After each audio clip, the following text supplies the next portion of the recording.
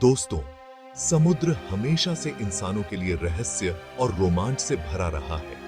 इसकी गहराइयों में छिपे अनगिनत रहस्य और अद्भुत जीव हमें हमेशा आकर्षित करते हैं।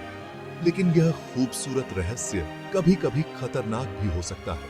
समुद्र की अनिश्चितता और उसकी ताकत हमें बार-बार याद दिलाती है कि हम कितने छोटे और असहाय हैं। ऐसा ही कुछ हुआ ओशन गेट के टाइटन सबमर्सिबल के साथ। यह एक अत्याधुनिक सबमर्सिबल था जिसे समुद्र की गहराइयों में खोज और अनुसंधान के लिए बनाया गया था। टाइटन, एक ऐसा जहाज जो समुद्र की गहराइयों में जाने के लिए बना था, वो खुद ही गहराइयों में खो गया। यह घटना एक बड़ी त्रासदी बन गई। इस हादसे ने पूरी दुनिया को हिलाकर रख दिया। हर कोई इस घटना के बारे में जानने के लिए उत्सुक था और सभी की निगाहें खबरों पर टिकी थीं। यह सिर्फ एक दुर्घटना नहीं थी, बल्कि एक सबक थी। इसने हमें यह सिखाया कि चाहे हम कितनी भी उन्नत तकनीक का उपयोग करें, हमें हमेशा सतर्क रहना चाहिए। इस हादसे ने हमें याद दिलाया कि प्रकृति से कोई नहीं जीत सकता।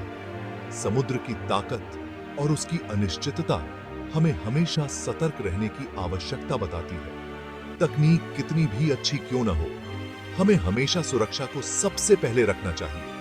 हर छोटी से छोटी चीज की जांच और पुनः जांच करना आवश्यक है।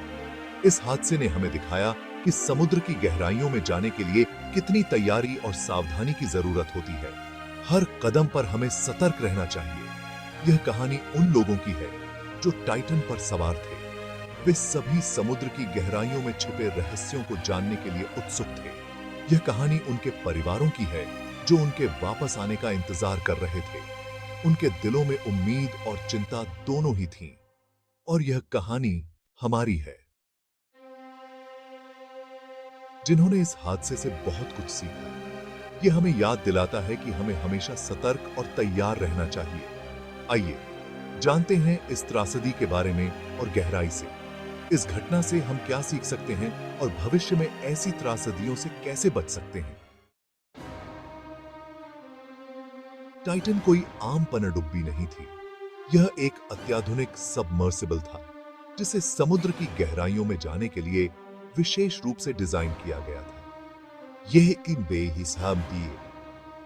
एक सबमर्सिबल था जिसे समुद्र की गहराइयों में जाने के लिए बनाया गया था। इसका उद्देश्य था उन गहराइयों को छूना जहां अब तक बहुत कम लोग पहुंचे हैं। इसका मकसद था टाइटैनिक के मलबे तक पहुंचना। टाइटैनिक, जो एक समय में सबसे बड़ी और सबसे शानदार जहाज थी,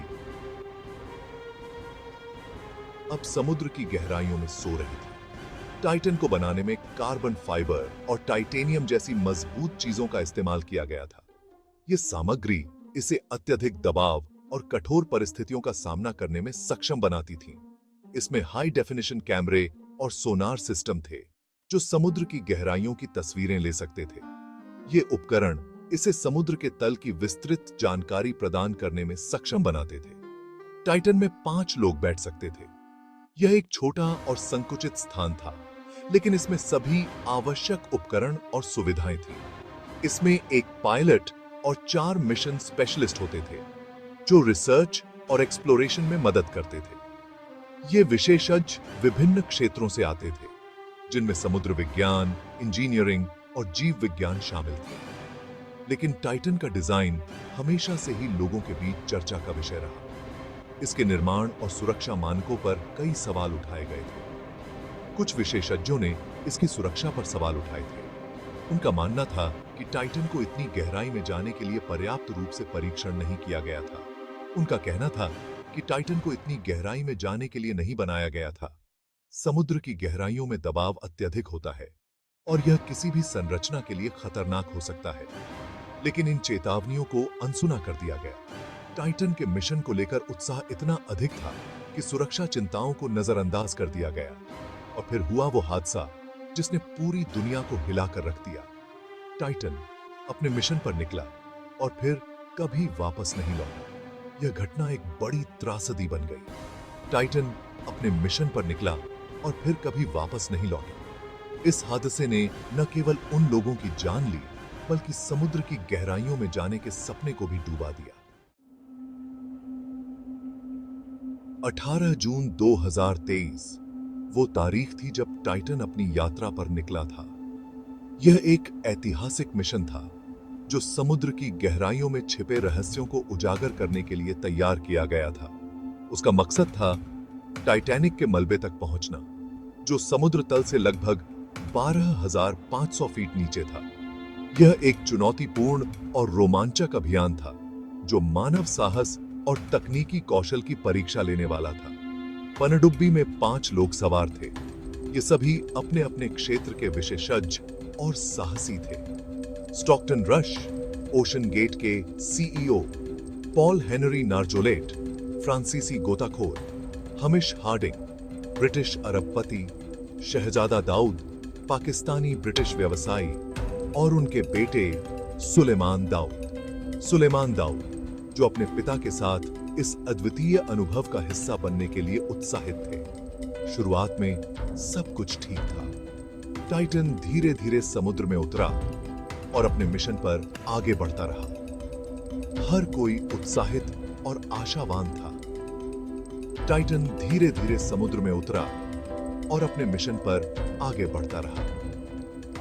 गहराई में जाते हुए सब कुछ सामान्य लग रहा था, लेकिन 1 घंटे 45 मिनट बाद टाइटन का सतह से संपर्क टूट गया। यह एक अप्रत्याशित और चिंताजनक स्थिति थी। किसी को समझ नहीं आया कि क्या हुआ। क्या कोई खराबी थी? क्या कोई तकनीकी समस्या उत्पन्न हुई थी? क्या कोई दुर्घटना हुई थी या कुछ और? यह एक रहस्य बन गया था। शुरुआती घंटे चिंता और अनिश्चितता में बीते। हर कोई जवाब की तलाश में था। सतह पर मौजूद टीम लगातार टाइटन से संपर्क करने की कोशिश करती रही, लेकिन कोई जवाब नहीं आया। यह एक निराशाजनक स्थिति थी, लेकिन कोई जवाब नहीं आया। समय बीतता गया और उम्मीदें कम होती गईं। हर गुजरते पल के साथ चिंता बढ़ती गई। समय बीतता गया और उम्मीदें कम होती गईं। समुद्र की गहराइयों में क्या हो रहा था, यह एक बड़ा सवाल बन गया था। जैसे ही टाइटन से संपर्क टूटा, एक बहुत बड़ा बचाव अभियान शुरू किया गया। अमेरिका और कनाडा की कोस्ट गार्ड ने मिलकर समुद्र में टाइटन की तलाश शुरू कर दी। हवाई जहाज और पानी के नीचे की खोज करने वाले साधनों को काम पर लगाया गया। दुनिया भर के लोग इस बचाव अभियान को उम्मीद से देख रहे थे।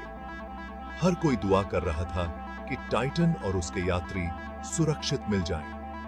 लेकिन समय बीतता गया और बचाव दल को कोई सुराग नहीं मिला। ऑक्सीजन का स्तर कम होता जा रहा था और उम्मीदें धुंधली होती जा रही थी। हम साथ थे। सेक्शन 5, दुनिया भर में चिंता।